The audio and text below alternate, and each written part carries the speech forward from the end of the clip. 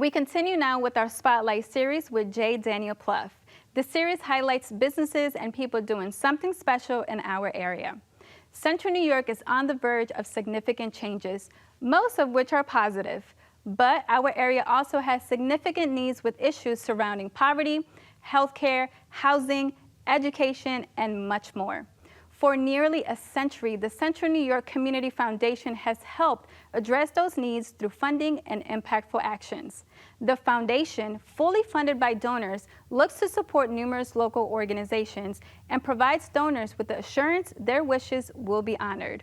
In mid-2024, Melanie Littlejohn was installed as the new CEO.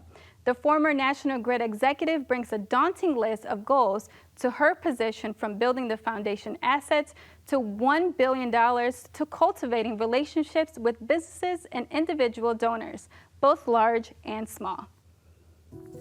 Mel, thanks for having us here at your office at the Community Foundation. Pleasure being here today. Nice facility. A little different today for me, because normally we talk about businesses that are expanding, money being made. Today we're talking about money being given away, which is a bit of a twist here. But first of all, a little history. Community Foundation, been around a while. Sure. The Community Foundation in Central New York has been around since 1927. So we're actually in full gear planning for our 100th year anniversary. But just when you think about that, 1927. 100-year century.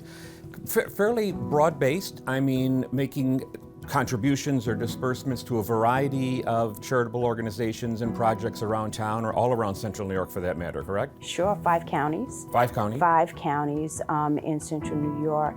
And when I think about the expanse of what we do, it's, the reach is far.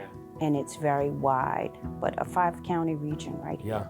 Yeah. You'll forgive the bluntness to the question, okay? Maybe you know what's coming, but fairly long and successful career at National Grid. Why 30 years, to be exact. Why this role then? Why now? Danny, when I think about this, and I've done a lot of soul searching. I'll bet. With this.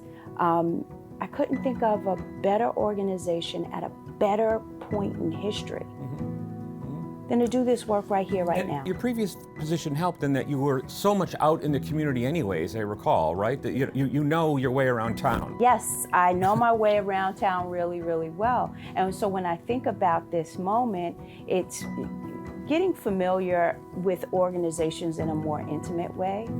And then, you know, dealing with the folks that make all of this possible and bring it to life, our donors. Sure. Yeah. Well, and I want to talk to you about the donors, actually, but a little bit about, again, the organization. It's here to help facilitate and help fund a whole bunch of projects, okay, organizations, chair, et cetera.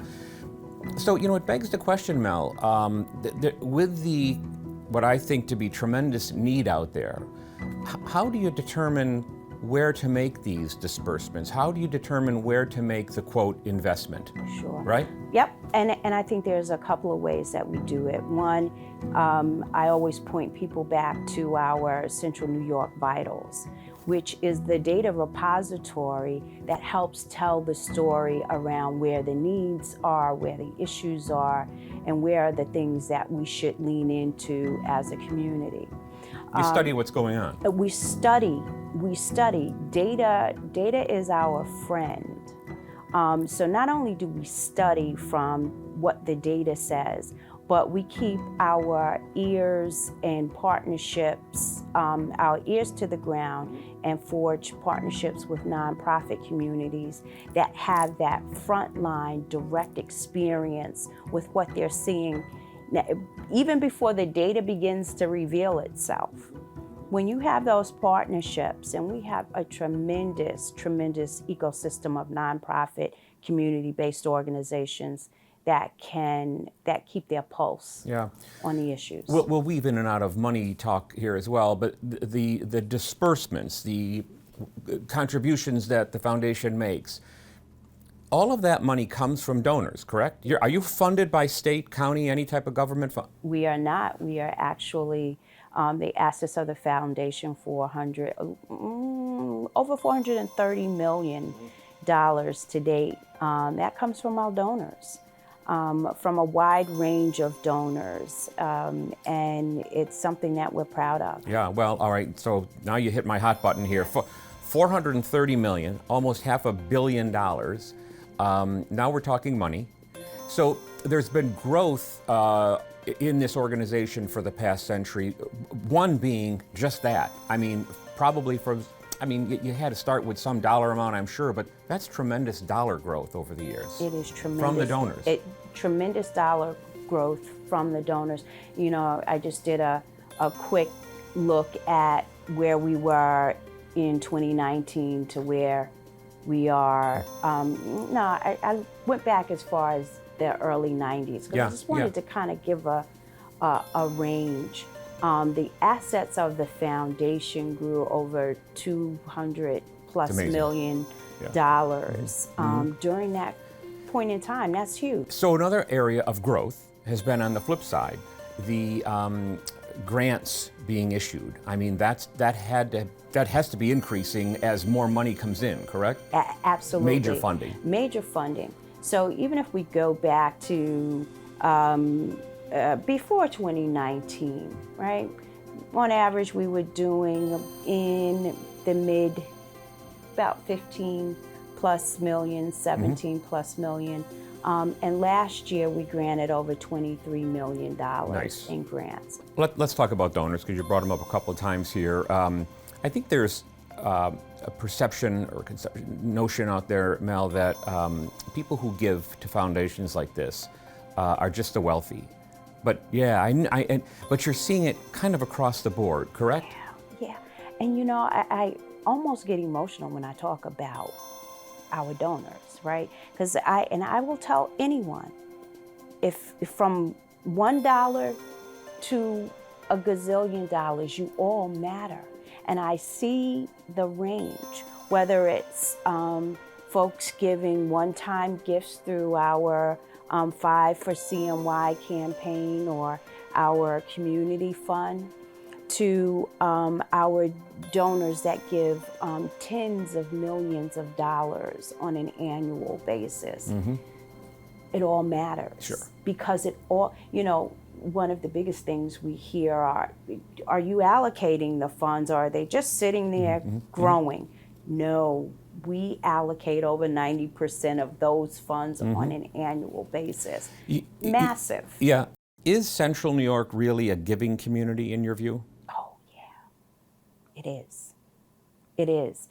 You know, from what I have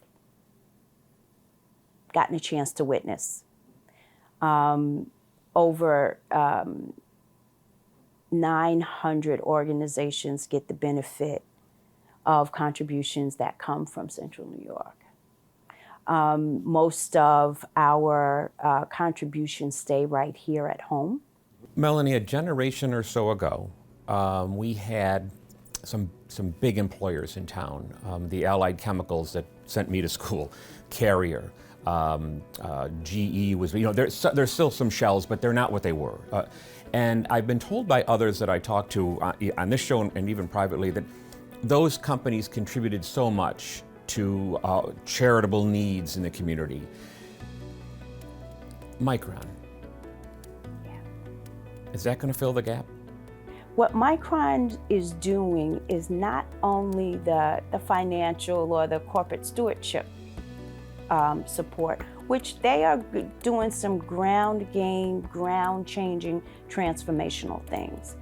But they're creating a high level of excitement that is attracting other types of entities and industries here. It's also creating this